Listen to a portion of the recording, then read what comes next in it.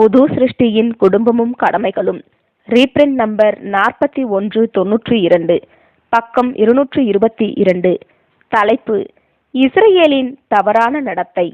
ஆதார வசன பகுதி: 1 சாமுவேல் 8ஆம் அதிகாரம் 10 முதல் 22 வசனங்கள்.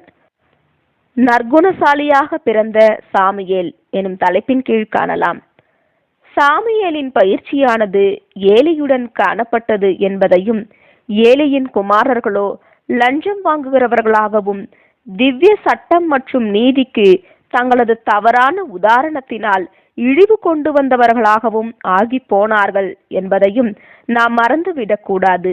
ஆகையால் சாமுவேலின் குணலட்சணத்தினுடைய பிரம்மாண்டத்திற்கும் கொள்கைக்கான அவரது உண்மைக்கும் காரணம் சாமுவேல் சிறந்த சூழ்நிலையின் கீழும் சிறந்த ஆசிரியர்களின் கீழும் காணப்பட்டார் என்று ஆகாது. நாம் இன்னும் திரும்பி பார்க்கையில் இவரது பெற்றோர்கள் இவர் சிறு பிள்ளையாய் இருக்கும்போது மாத்திரமல்ல, இவரது பிறப்பிற்கு முன்னதாகவே இவரை கர்த்தருக்கு அர்ப்பணித்தார்கள் என்றும், இந்த அனுகூலமான செல்வாக்கினாலேயே கர்த்தருக்கு பயபக்தி கொண்டவராக இவர் பிறந்தார் என்றுமுள்ள காரியத்திலிருந்து உண்மையை கண்டுபிடிக்கின்றோம்.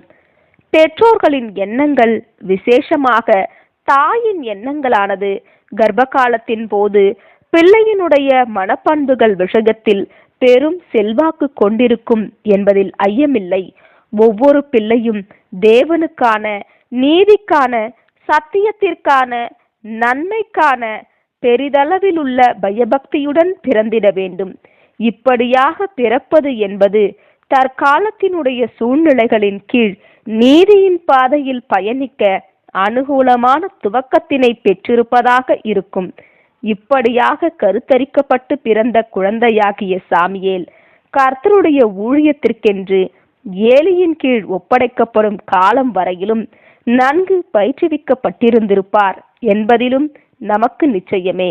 இங்கும் ஒரு பிள்ளை நடக்க வேண்டிய வழியிலே நடத்தப்பட்டால் அவன் அதை விடாதிருப்பான் எனும் உண்மைக்கான சாட்சியினை நாம் பெற்றிருக்கின்றோம்.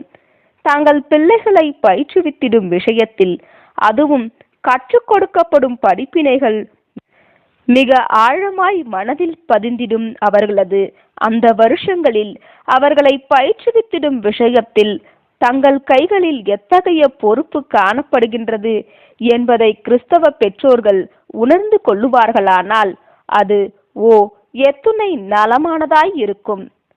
ஆமேன்.